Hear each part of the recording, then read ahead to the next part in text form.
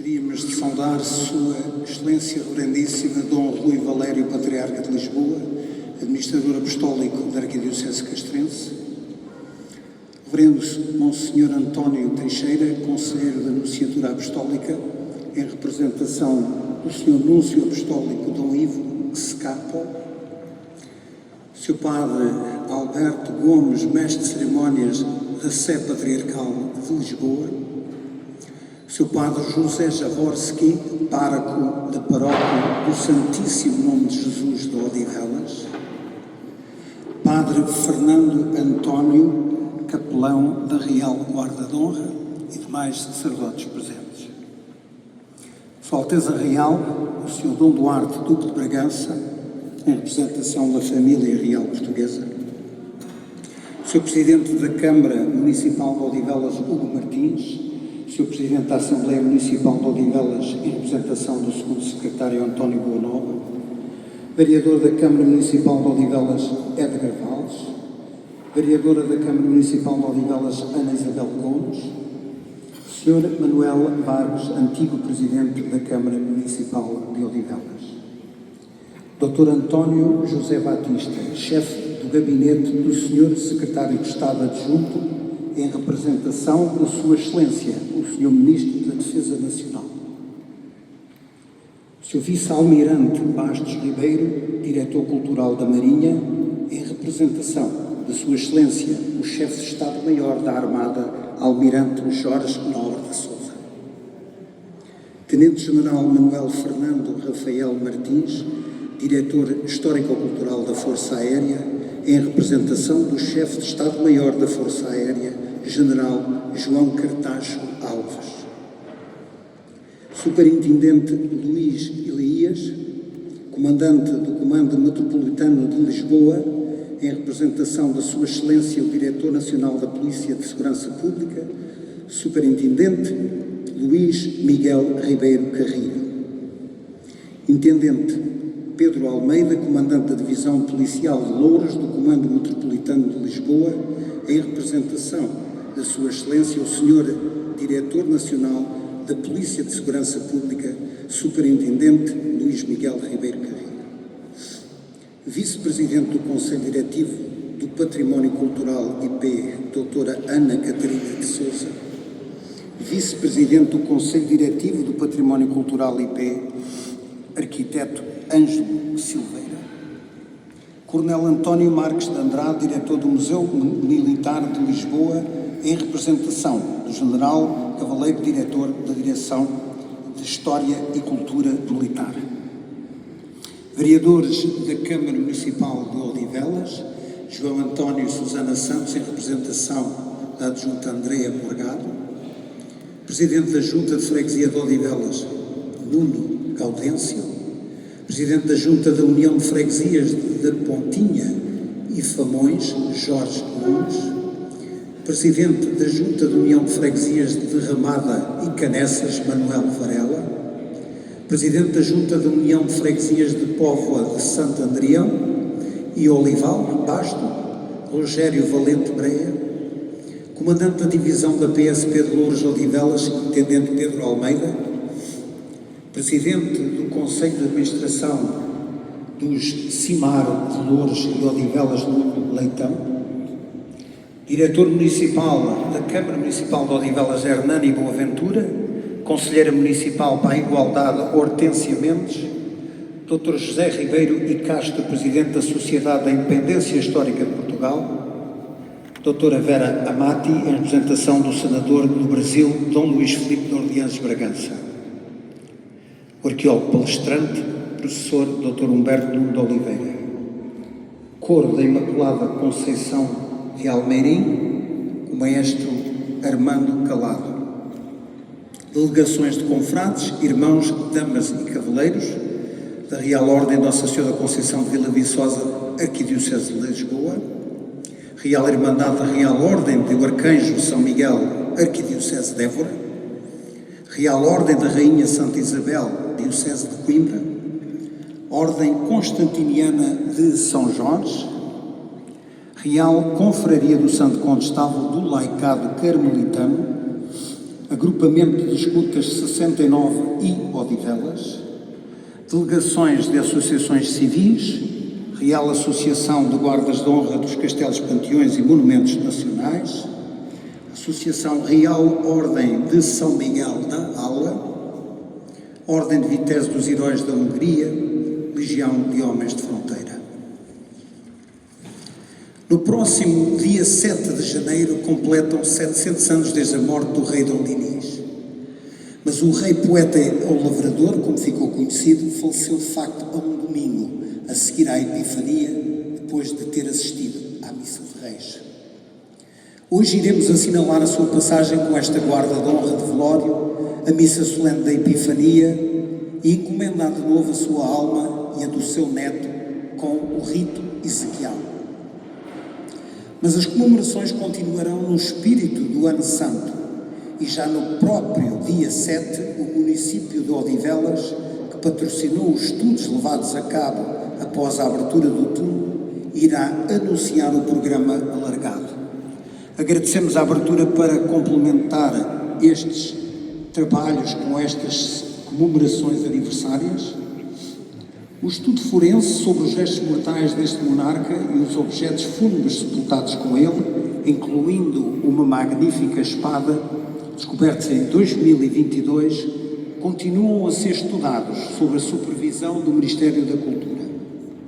Iniciado em 2016, este projeto é de facto pioneiro em Portugal e irá apresentar a reconstituição facial do rei, cuja fisionomia, entre outros aspectos, poderá finalmente ser comparada com as outras efígies contemporâneas, como as das moedas do seu reinado e a imagem esculpida no edículo da cabeceira do seu túmulo. Se o estudo levado a cabo é inédito, o que não é inédito é a abertura de túmulos, quer sejam de papas, de bispos, de santos, imperadores, reis e outros heróis da pátria. Nem mesmo a abertura do túmulo do rei Dom Dinis foi algo inédito, pois sabemos que ele também já foi aberto em várias ocasiões ao longo destes 7 séculos. Todas as aberturas de túmulos ao longo da história merecem uma reflexão. Algumas aberturas tiveram como objetivo algo em particular: a verificação do estado de conservação dos restos mortais, o traslado para túmulos mais ou menos suntuosos, como sucedeu com Dom Afonso Henriques e Dom Sancho I, de Campa Rasa para túmulos mandados esculpidos pelo rei Dom Manuel I, e a monumentalização de Vasco da Gama e de Luís Vaz de Camões nos Jerónimos, já no século XIX.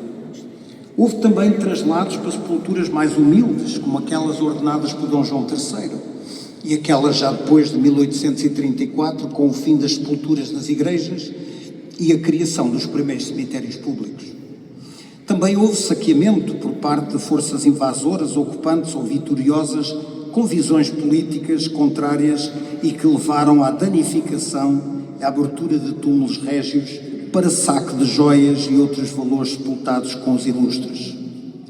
E não esqueçamos da abertura de túmulos régios por mera curiosidade mórbida, a de reis como Dom Sebastião e outros que acreditavam, tal como Napoleão, num espírito de transferência mística de poderes e de bênção de um grande monarca da história para o sucessor.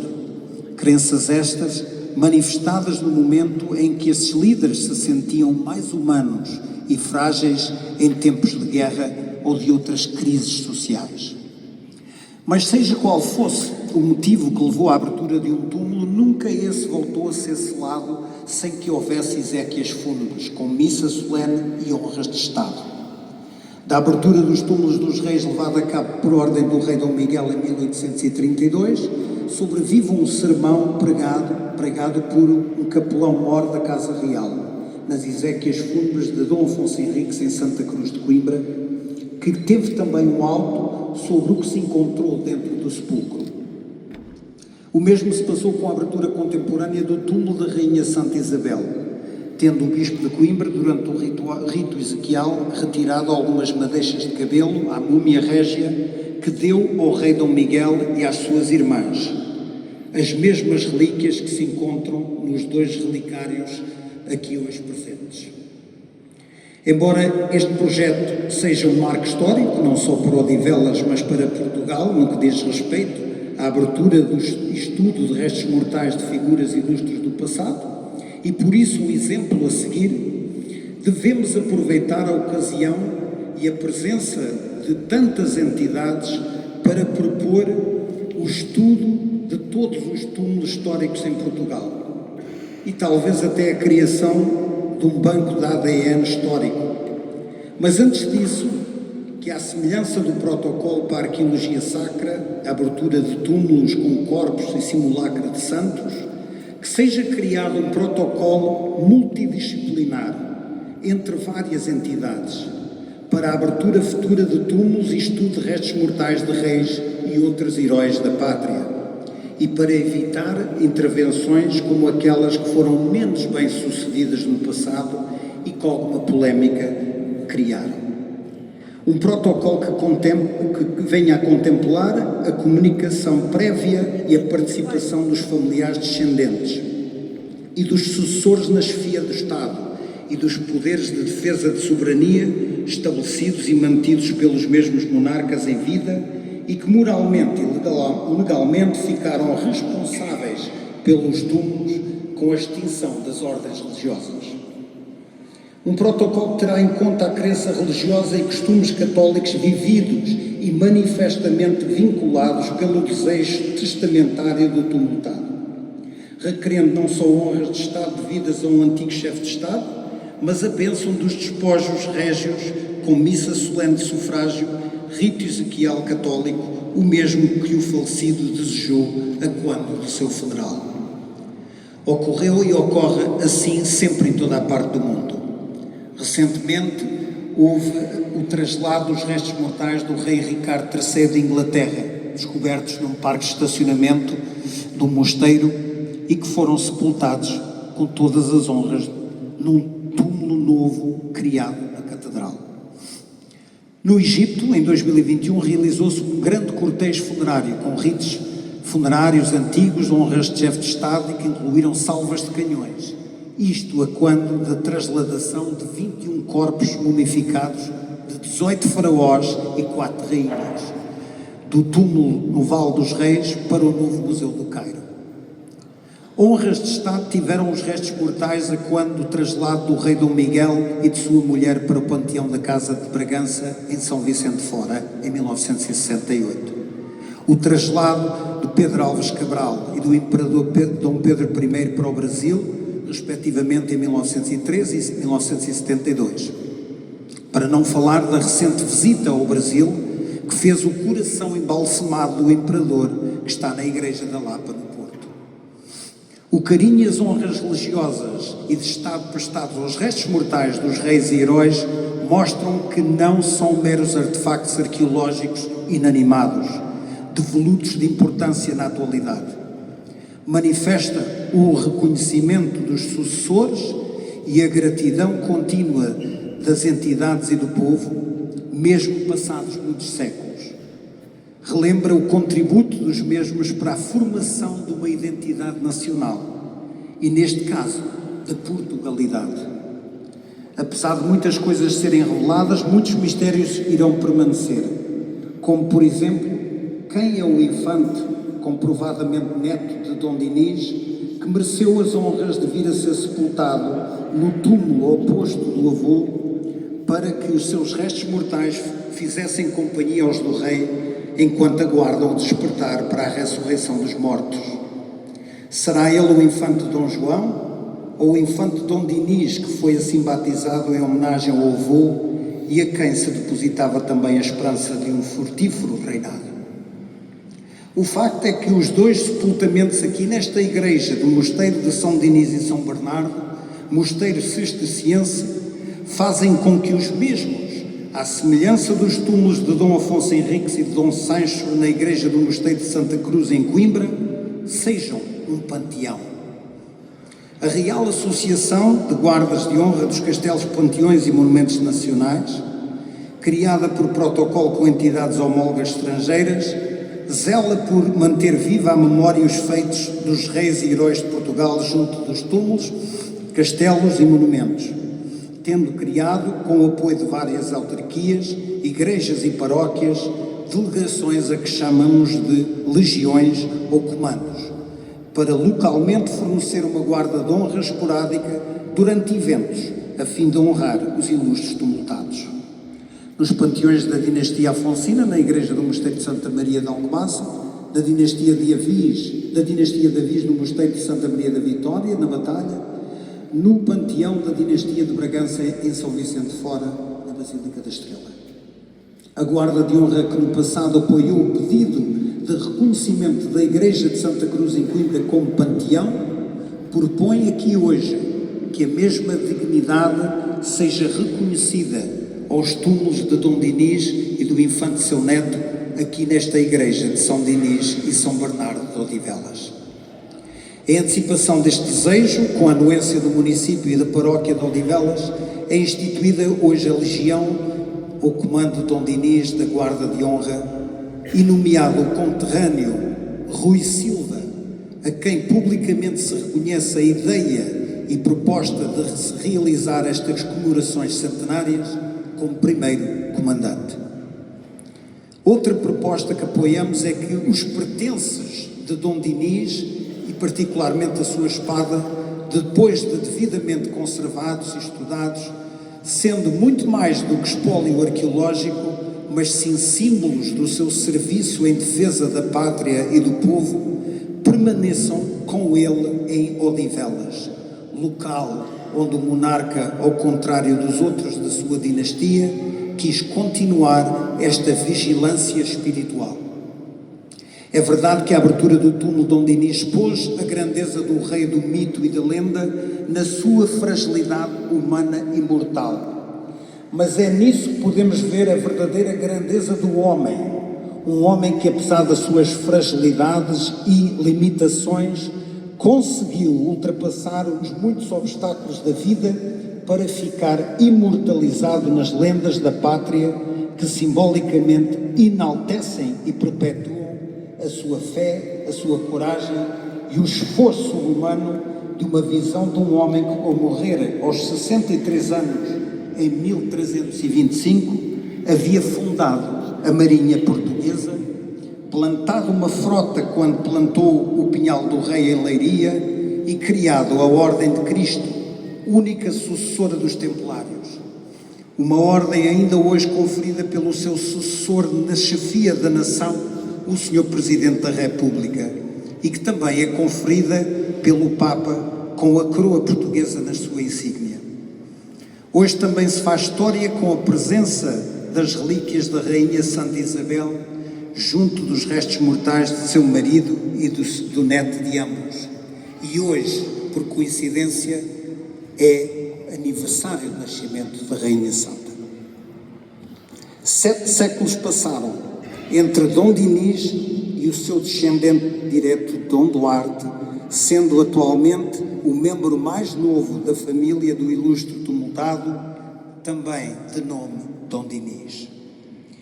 Com os dados deste estudo podemos conhecer melhor o rei lavrador e finalmente ver o verdadeiro rosto do homem, que só se conhecia pelas lendas e pelos documentos na Torre do Tombo, tais como as canções de amor que compôs e que ainda hoje se podem escutar.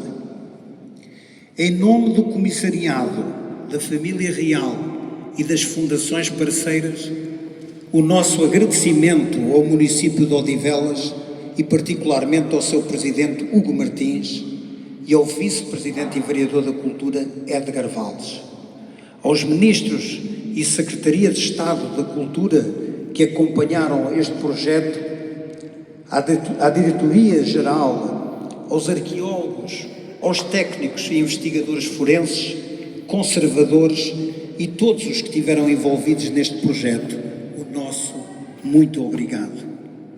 Agradecemos às entidades que saudamos no início e àquelas que não puderam, por razões de agenda, estar hoje conosco, mas que já confirmaram a sua presença ou representação no dia 7. Finalmente, umas palavras de agradecimento e saudação especial ao professor Humberto Nuno de Oliveira, que seguidamente vai nos dar a conhecer um pouco mais acerca do rei Dom Dinis. Agradecemos ao maestro Armando Calado, à pianista Ludmila, ao coro da Imaculada Conceição de Almeirim, por terem vindo a brilhantar esta homenagem. Ao pároco de Odivelas, Padre José Jaworski, à paróquia do Santíssimo Nome de Jesus, que celebraram ontem esta festa, agradecemos o acolhimento e o perpetuar no nome de Dom Dinis. E finalmente agradecemos o alto patrocínio dado pelo Patriarcado de Lisboa na pessoa do Patriarca Dom Rui Valério, e que dentro de momentos vai presidir a esta missa solene da Epifania do Senhor com rito Ezequiel. Meu muito obrigado a todos, um bom Ano Santo e Dionisiano.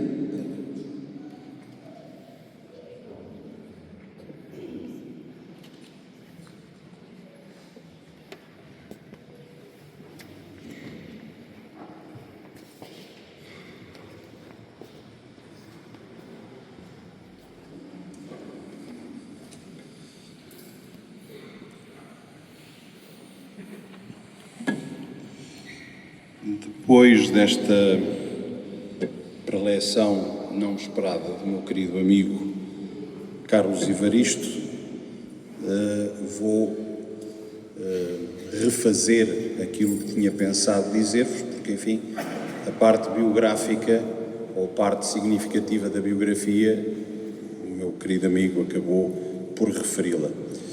E assim, não voltando a repetir o que foi dito, gostaria de hoje falar ou referir-vos um aspecto que me parece verdadeiramente importante, que é como foi transformador e como foi inovador o reinado de Dom Dinis. Evidentemente que poderíamos, se tempo houvesse, estar aqui a falar prolongadamente das razões porque tal se vai verificar, mas sumariamente, indo diretamente ao aspecto mais relevante, o reinado de Dom Dinis teve condições extraordinárias, inovadoras e transformadoras, porque efetivamente no reinado do seu pai terminou a Reconquista. E de facto, ao terminar a Reconquista em 1297, Dom Dinis vem encontrar um reino que já não tem que se preocupar exclusivamente ou quase exclusivamente com a questão militar, com a definição de fronteiras, e que vai permitir, nessa perspectiva, que pela primeira vez um soberano livre dessa imposição de não apenas conquistar territórios aos muçulmanos, mas também confrontar-se com as pretensões dos reinos vizinhos, que também corriam para sul e que disputavam fronteiras connosco, dizia, a partir desse momento Dom Dinis tem outra liberdade para pensar o reino. E esta é talvez a questão mais importante e transformadora neste reinado. Todos sabemos que a Dom Dinis se devem inovações verdadeiramente importantes. Gostaria de lembrar, por exemplo, a adoção do português como língua da corte. É, não raras vezes, embora o Carlos tenha referido o aspecto do rei poeta, do rei trovador, ele fala em português e não o faz em português apenas, impõe a língua portuguesa como língua da corte. E essa questão é, naturalmente, uma questão extraordinariamente importante, porque é um elemento congregador, é um elemento que vai fortalecer o patriotismo e que vai criar uma certa, ou diferente, pelo menos, coesão nacional. É também a Dom Dinis, como todos sabemos, que cabe, na sua grande e enorme preocupação cultural, a criação da primeira Universidade Portuguesa, os Estudos Gerais de Lisboa. E não apenas os Estudos Gerais de Lisboa, inúmeras escolas em mosteiros e conventos que, efetivamente, são patrocinados por este nosso rei, que dedicou ao desenvolvimento cultural um aspecto naturalmente muito importante. Deve-se-lhe também um aspecto que não é de menor importância, aquilo que nós vulgarmente chamamos a nacionalização das ordens religiosas e militares. Como sabem, o Carlos falou apenas da questão dos Templários e de Cristo, mas no nosso território outras ordens militares tinham concorrido para a conquista do território, naturalmente para o alargamento do território nacional. Mas essas ordens tinham, naturalmente, uma obediência estrangeira, não eram ordens nacionais. E, portanto, Dom Dinis, nesta nova fase, aproveitando a questão aqui referida da extinção da Ordem do Templo e da sua transformação em Ordem de Cristo, vai nacionalizar as demais ordens, colocando-as dependentes, ou mais dependentes, pelo menos, da coroa, e fortalecendo assim aquilo que é uma tendência clara de centralismo régio, que lhe permitirá, nomeadamente, transformar também o país em termos administrativos. E, finalmente, três aspectos que são verdadeiramente inovadores. É Dom Dinis, já aqui, enfim, também o Carlos referiu alguns aspectos desse facto. Há três questões que são, naturalmente, sempre aquilo que se chama vulgarmente nos Estados as aspirações universais. O desenvolvimento, a justiça e a segurança. E é justamente Dom Dinis que, pela primeira vez, teve, fruto da questão anteriormente referida, teve a oportunidade de abraçar verdadeiramente estes três elementos que são fundamentais. A economia foi profundamente desenvolvida no reinado de Dom Dinis, quer o comércio interno, com a criação de numerosas feiras, nomeadamente feiras francas, quer com a extração de minérios, quer efetivamente um comércio externo que nos permitiu exportar significativamente para várias áreas da Europa. E isto criou condições de uma maior riqueza ao país que não se haviam verificado até então.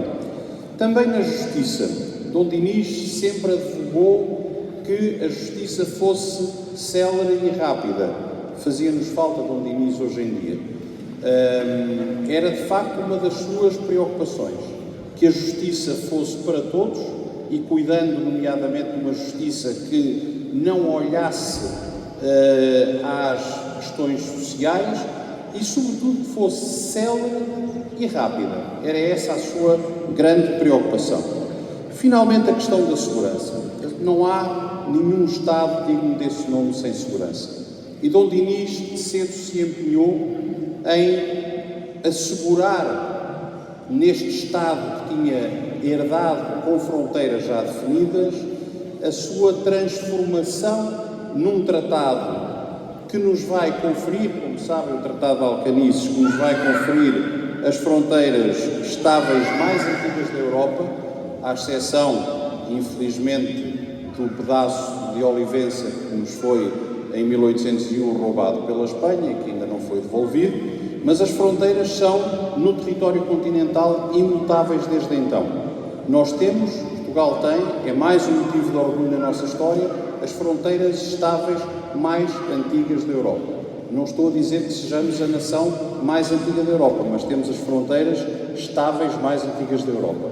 E isto é, naturalmente, um motivo de orgulho para todos nós e é algo que devemos ao nosso Rei Lavrador.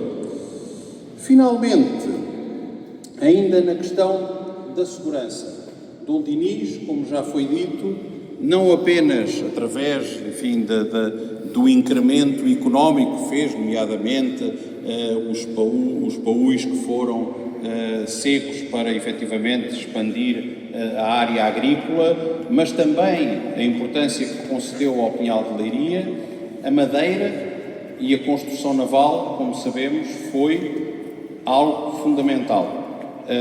Não é por acaso que um dos nossos grandes poetas lhe chamou o plantador de naus a haver. É verdade, é um título justo. E não apenas desenvolveu a marinha mercante, que era necessária justamente para o tal comércio externo que há pouco vos referi, mas foi a Dom Dinis, efetivamente, que coube a criação da Marinha de Guerra, com a vinda do genovês Manuel Peçanha, que será o primeiro almirante da Marinha Portuguesa. É também a Dom Dinis que se devem, embora não exatamente totalmente conseguidas, as primeiras tentativas de criação de forças militares permanentes. O rol dos besteiros do Conto, por exemplo, era uma tentativa nesse sentido. Estávamos ainda, todavia, num período demasiado senhorial. Aliás, o país tinha ainda uma clivagem sensível entre um norte muito senhorial e um sul que era maioritariamente uma terra nova de reconquista, conquistada aos muçulmanos e, portanto, entregue ao património régio na maior parte dos casos ou ao património justamente das referidas ordens militares. A Dom Dinis deve-se também uma política de construção e reconstrução dos nossos arruinados castelos de fronteira, não apenas para marcar a nossa fronteira que ficou definida pelo Tratado de Alcanices, mas também, obviamente, para mostrar um travão às eventuais pretensões de Castela, porque, como sabemos, enfim, o facto de celebrar um tratado nem sempre significa que os problemas militares fiquem encerrados. E, finalmente, gostaria de lembrar que, não sendo ainda no seu reinado que começa oficialmente esse momento verdadeiramente fulcral, fundamental e importantíssimo da história portuguesa, que é a expansão, é no reinado de Dom Dinis que se lançam as bases dessa expansão. São conhecidas as tentativas de navegações, por exemplo, para o norte da África, às Canárias, com o apoio da recém-criada Marinha de Guerra, com o apoio, efetivamente, da muita construção naval que é realizada nesse período e, portanto, é aqui que se lança, de facto, o projeto, no reinado de Dom Dinis, dos descobrimentos. É também a Ordem de Cristo que estará por detrás, como sabem, dessa grande empresa. Portanto, também esse o contributo, ou mais um contributo de Dom Dinis nesta matéria. E, em conclusão, para não vos tomar muito tempo, até porque o Carlos se ocupou de gastar algum dele, gostaria de vos dizer, para concluir, apenas o seguinte. Dom Dinis, sem desprimor para qualquer um dos outros soberanos da nossa primeira dinastia, revelou-se indiscutivelmente não apenas um soberano particularmente avisado, como se ergueu, efetivamente, no panorama peninsular como um dos maiores soberanos da Península Ibérica. E isso, também pelas razões da reconquista anteriormente referidas, não havia sido possível a nenhum dos seus antecessores. Dom Dinis, também pelo facto de ser neto de Afonso X o Sábio, talvez isso tenha facilitado um bocadinho essa importância, mas a verdade é que se alçou a um patamar no contexto peninsular em que nenhum dos soberanos anteriores tinha chegado. E, de facto, ao desenvolver e ao cuidar não apenas da segurança nacional, mas dos grandes objetivos, se quisermos, permanentes do Estado, conseguiu e logrou, efetivamente, transformar Portugal. Não é por acaso que no século XVI, um dos nossos grandes historiadores, Duarte Nuno de Leão, lhe chamará o pai da pátria. Muito obrigado.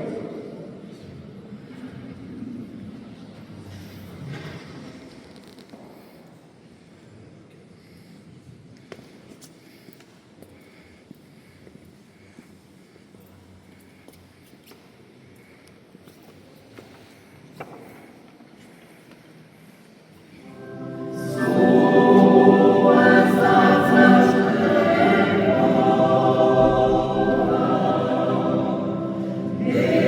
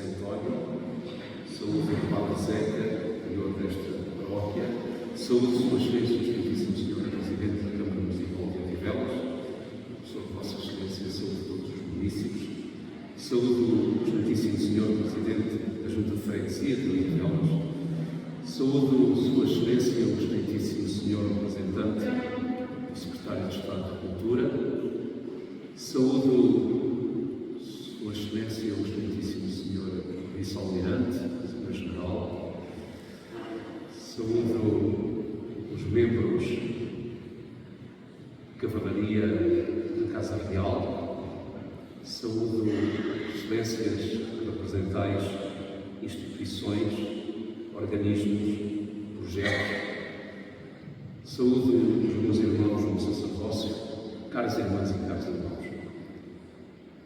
O motivo que nos convoca aqui esta tarde é, de certa forma, aquela mesma razão que orientou os magos quando surgiram em Jerusalém na demanda do Salvador, aquele que eles próprios definiram o Rei dos Judeus.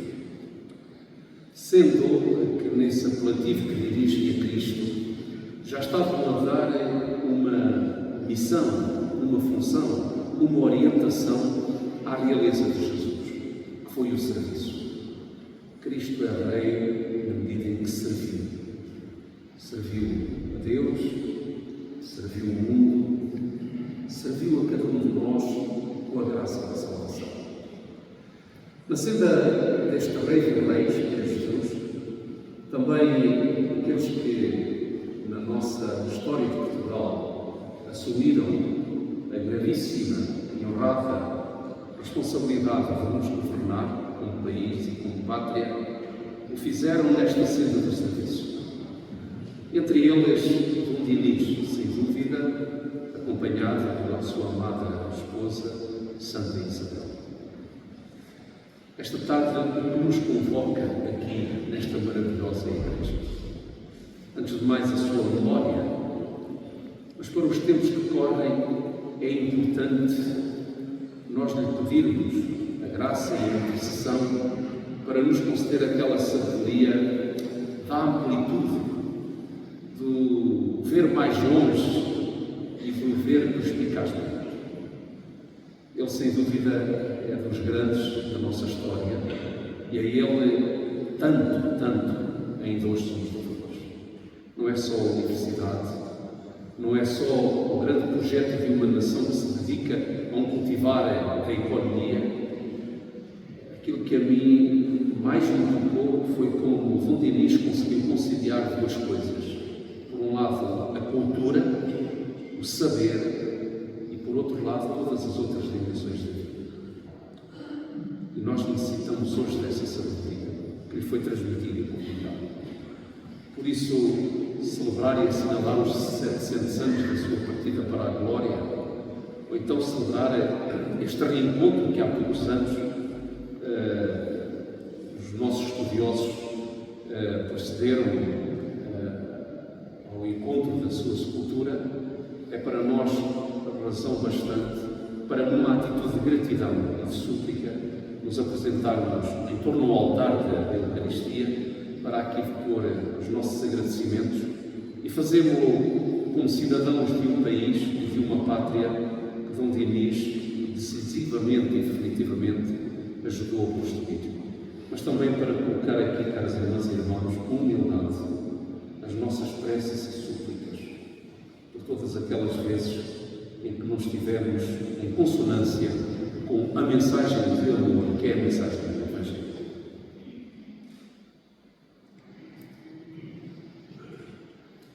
Confessemos os nossos pecados. Confesse a Deus Todo-Poderoso e a vossa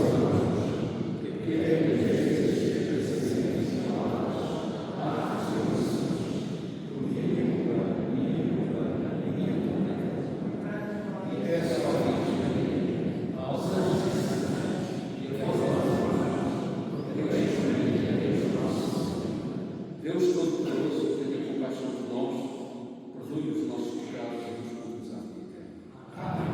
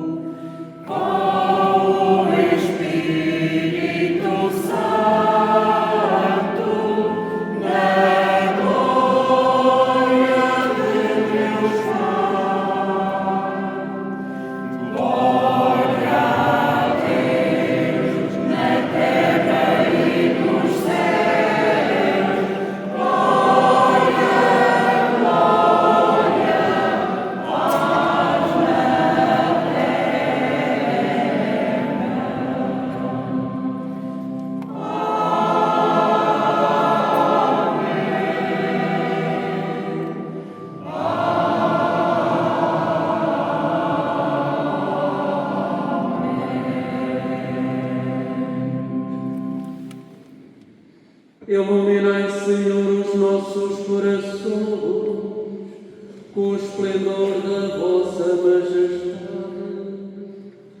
para que através das trevas deste mundo caminhemos com segurança para a pátria da luz eterna. Por nosso Senhor Jesus Cristo, vosso Filho, que é Deus, e convosco vive e reina na unidade do Espírito Santo, por todos os séculos dos séculos.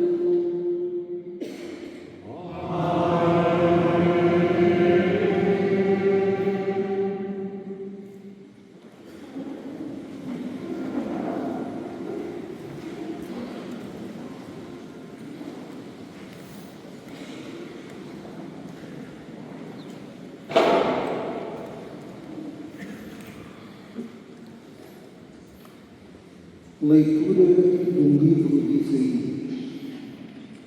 Levanta-te e resplandece, Jerusalém, porque chegou a tua luz e brilha sobre ti a glória do Senhor. Vê como a noite cobre a terra e a escuridão os povos, mas sobre ti levanta-se o Senhor e a sua glória te ilumina. As nações caminharão à tua luz e os reis ao esplendor da tua aurora. Olha ao redor e vê, todos se reúnem e vêm ao teu encontro. Os teus filhos vão chegando longe e as tuas filhas são trazidas nos braços. Quando vires, ficarás radiante, palpitará e dilatar-se-á o teu coração, pois a ti afluirão os tesouros do mar, a ti virão ter as riquezas das nações, invadir-te-á uma multidão de camelos, de dromedários, de Madiá e de Efa. Virão todos os de Sabá, trazendo ouro e incenso e proclamando as glórias do Senhor. Palavra do Senhor.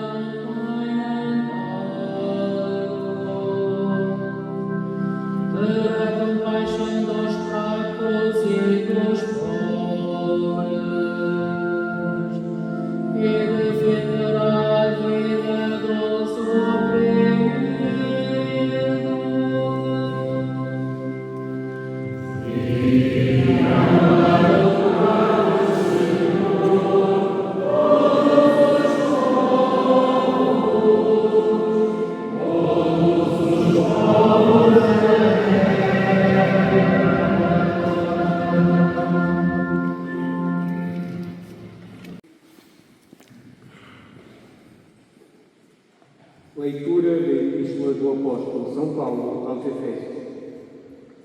Irmãos, certamente já ouviste falar da graça que Deus me confiou a vosso favor. Por uma revelação foi-me dado a conhecer o mistério de Cristo. Nas gerações passadas, Ele não foi dado a conhecer aos filhos dos homens, como agora foi revelado pelo Espírito Santo aos seus santos apóstolos e profetas.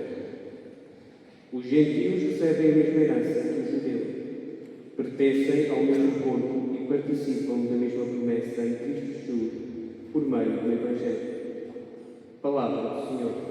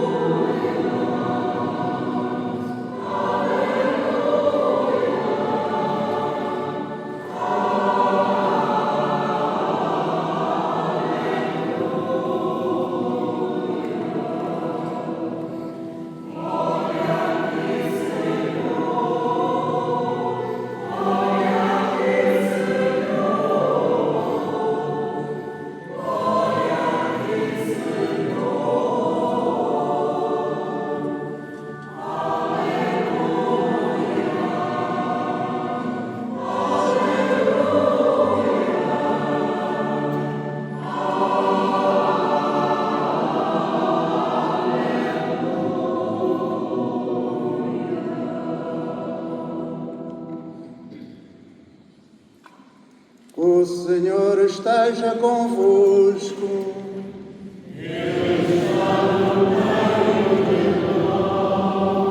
Evangelho de Nosso Senhor Jesus Cristo, segundo São Mateus.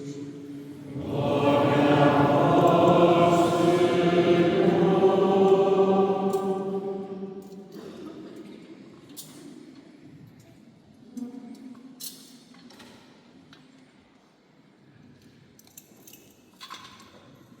Tinha Jesus nascido em Belém da Judeia, nos dias do rei Herodes, quando chegaram a Jerusalém os magos vindos do Oriente. Onde está?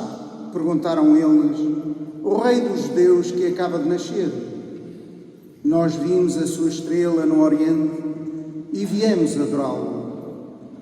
Ao ouvir tal notícia, o rei Herodes ficou perturbado e com ele toda a cidade de Jerusalém. Reuniu todos os príncipes, os sacerdotes e os escribas do povo e perguntou-lhes onde devia nascer o Messias. Eles responderam, em Belém da Judeia, porque assim está escrito pelo profeta: Tu, Belém, terra de Judá, não és de modo nenhum a menor entre as principais cidades de Judá, pois de ti sairá um chefe, que será o pastor de Israel, meu povo. Então Herodes mandou chamar secretamente os magos e pedir-lhes informações precisas sobre o tempo em que lhes tinha aparecido a estrela. Depois enviou-os a Belém e disse-lhes: Ide informar-vos cuidadosamente acerca do menino, e quando o encontrardes, avisai-me, para que também vá adorá-lo. Ouvido o rei, puseram-se a caminho. E eis que a estrela que tinham visto no Oriente seguia à sua frente e parou sobre o lugar onde estava o menino. Ao ver a estrela, sentiram grande alegria.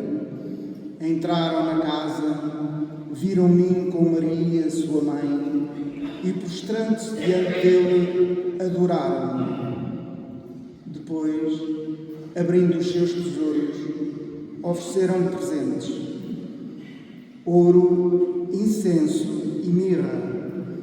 E avisados em sonhos, para não voltarem à presença de Herodes, regressaram à sua terra por outro caminho. Palavra palavra da salvação.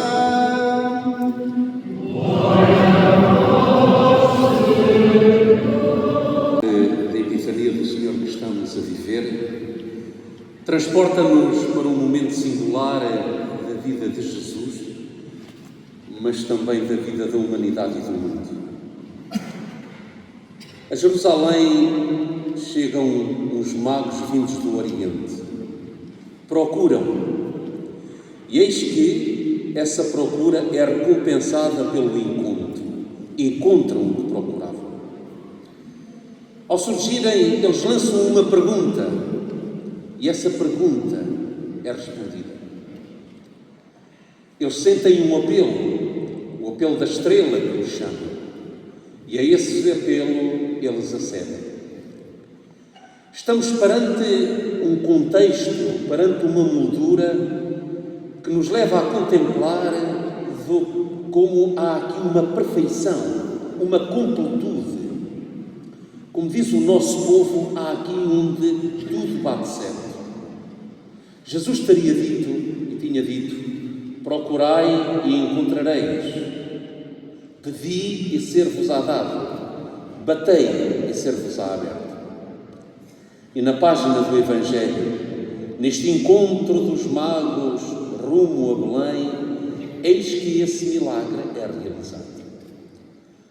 Caras irmãs e caros irmãos, isso é possível porque aquele que torna essa configuração, essa aderência, essa perfeição possível está ali presente, que é Jesus Cristo. Ao mesmo tempo, verificamos que na medida em que cada protagonista que intervém na história age, ou então em que cada realidade existente opera, o que é que indica? A que é que apontam? Sempre ao mesmo, sempre para Cristo. A estrela, uma realidade em operação, aponta para Jesus. Aqueles a quem os magos lançaram o pedido indicam a Jesus. Não há nada que intervenha na história deste momento que na sua essência mais profunda não revela, não aponte, não atraia para Cristo. Isto é o Evangelho que nos impele a confrontar com a realidade que nós hoje estamos a viver. É verdade que hoje, sejam as estrelas, seja a natureza, seja o operar do ser humano, como por exemplo aqui os escribas, os doutores da lei e até os próprios magos que no seu agir acabaram por se cruzar com Cristo no seu agir, na sua função. Isso hoje também acontece no mundo em que vivemos. Esta, como dizem os franceses, adhérence, também é possível na nossa sociedade e na nossa cultura. Caríssimas e caríssimos, nós vivemos tempos complexos. Os entendidos apelidam o nosso tempo de um tempo de vazio. E depois até usam uma palavra que, muito embora tenha sido inventada e pronunciada pela primeira vez por um autor russo do século XIX, a verdade é que foi o Nietzsche que a sistematizou, a pensou, que foi a palavra nihilismo, este sentido do nada. Onde para preencher esse vazio, o ser humano se afadiga numa busca incessante, desenfreada, louca, no consumismo. Aquela harmonia que os magos aqui protagonizam e testemunham. Hoje nós, em todas as vertentes, em todas as dimensões, nós temos polarizações permanentes, onde quem está num lado é imediatamente configurado como uma oposição. E este estado de coisas não é só de agora, foi permanente ao longo da história. É por isso que a Bíblia, quando programou e instituiu o chamado jubileu de 49 em 49 anos, era para, de certa forma, ser uma espécie de contracorrente, como hoje se diz. uma coisa reversível, um parar. E então o que é que acontecia durante os jubileus bíblicos? De 40 em 49 anos, os campos eram deixados em poesia, paravam. As dívidas eram perdoadas, um ano de graça era proclamado, exatamente porque havia como que uma saturação pelo desvio, pela corruptabilidade em que se estava a empreender. E então eu faço votos a todos e a cada um de vós para que este ano seja verdadeiramente um ano de reencontro com esta reconciliação de projetos, desta reconciliação entre pessoas, porque o jubileu é para isso. Mas curiosamente, foi também para isso que agiu e empreendeu Dom Dinis. Quando nós lemos a sua biografia, ou então traços do seu agir e do seu operar, descobrimos que tudo quanto ele fez foi para responder à necessidade, para responder com pão e dádiva de pão a quem tinha fome. Quando ele institui a universidade, é para responder a uma sede do saber, mas também a uma sede de autodeterminação do próprio país e da própria nação.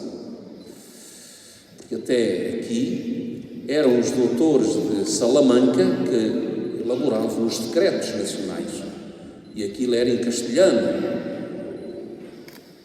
E exatamente para ser na língua pátria, na nossa língua mãe, eis que ele institui uma universidade de onde brotavam doutores que elaboravam esses decretos. Tudo quanto ele fez foi para reencontrar esta harmonia entre aquilo que era o desejo, a necessidade de um povo e aquilo que era a resposta que o país estava à altura de dar. Mas também hoje é difícil nós vislumbrarmos de que, como a natureza, cada uma das criaturas são testemunhas desta presença do Deus Altíssimo, nos levam a pensar nele. Porquê? Porque hoje todos olhamos à nossa volta com o olhar da ciência. Dificilmente hoje uma árvore é entendida por nós como algo que nos aponta para o Criador. Uma árvore hoje é vista como matéria-prima. E uma estrela é vista como um astro que tem uma composição física, enfim, da geofísica e tudo isso.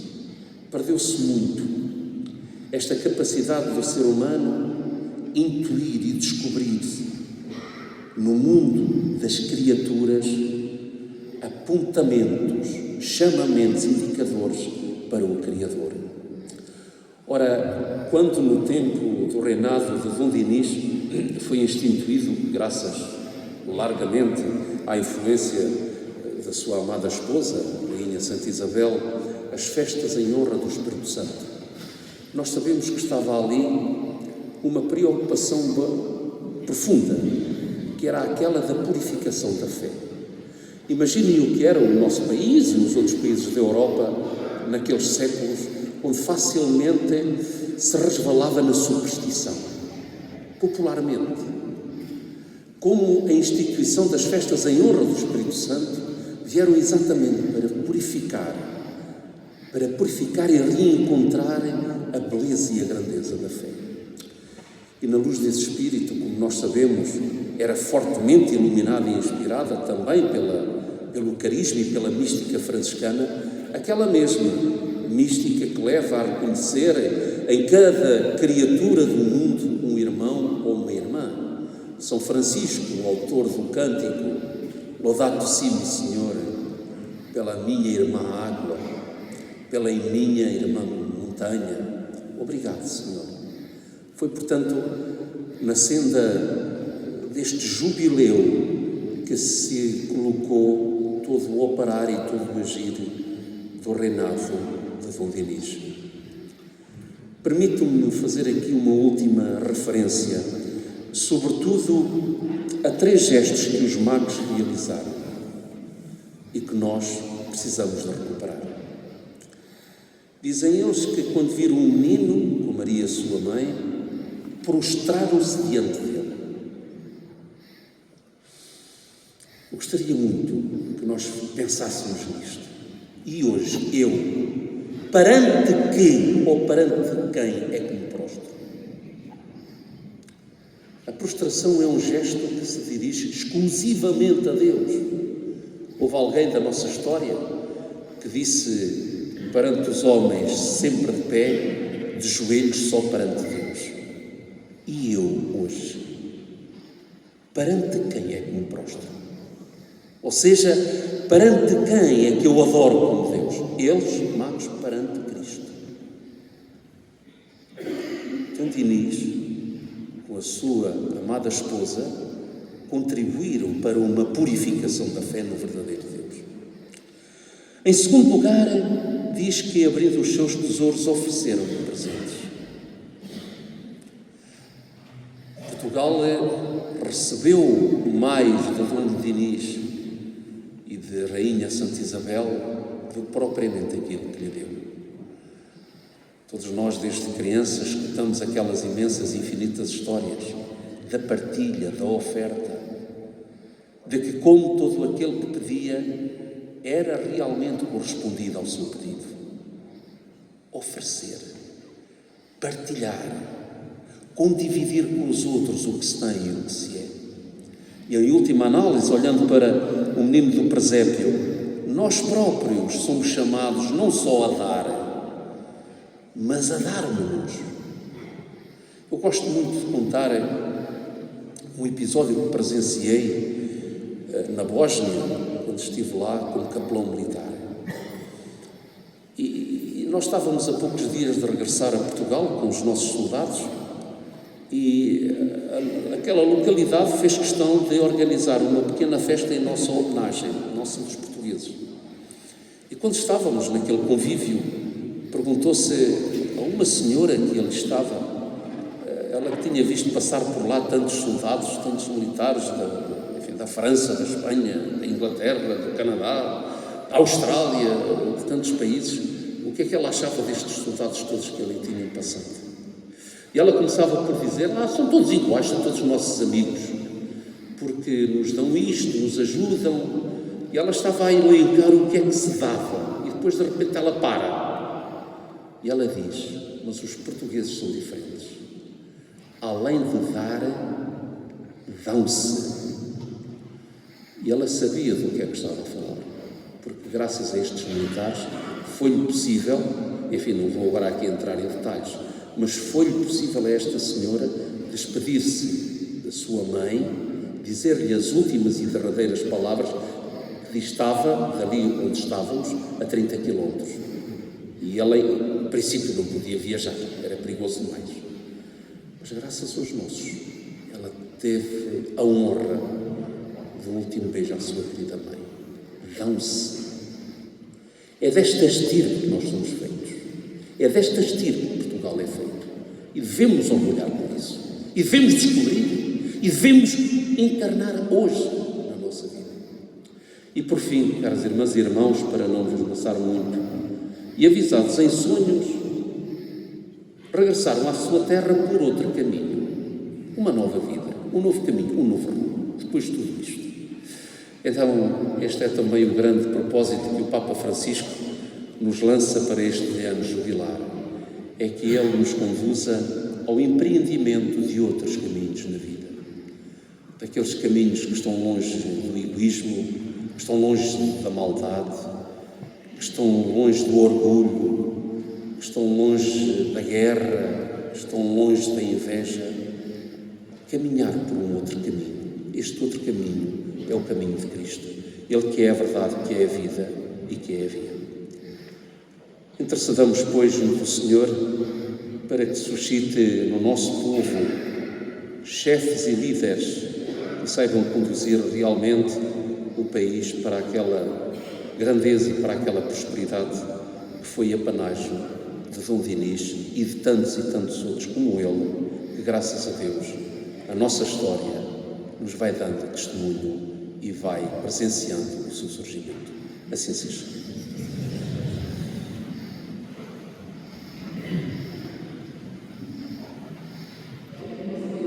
padecer, oremos. Senhor nosso Deus, ouvi as súplicas dos vossos fiéis, por intercessão da Virgem Maria, Mãe Puríssima de Deus Espiritual, por Cristo nosso Senhor. Amém.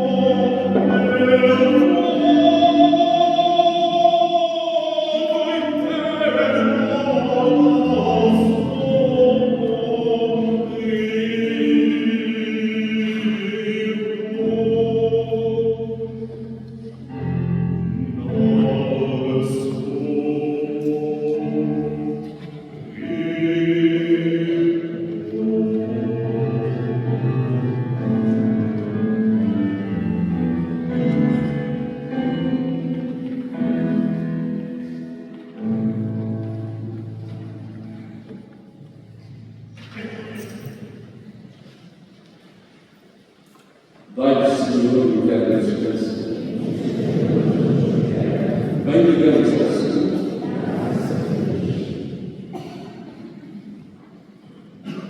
O Senhor esteja convosco. Inclinai-vos para receber a bênção.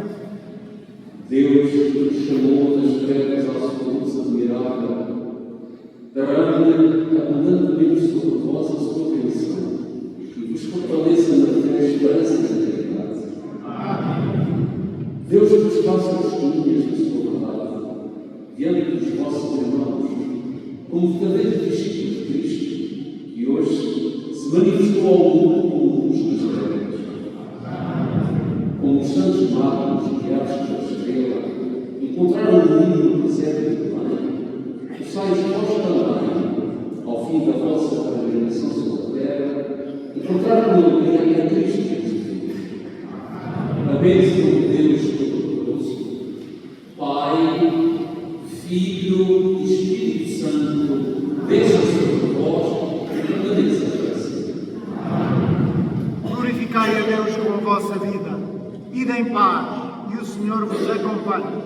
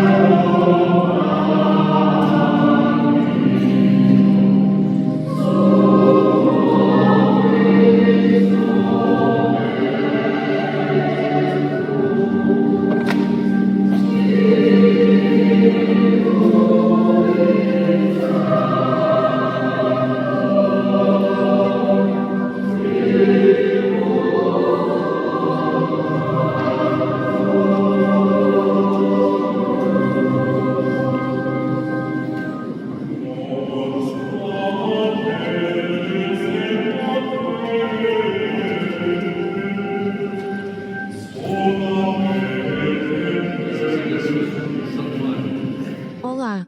Bem-vindos ao canal Sotaria TV. Siga-nos no Facebook, YouTube, Instagram e TikTok. Sotaria TV, da aldeia para o mundo.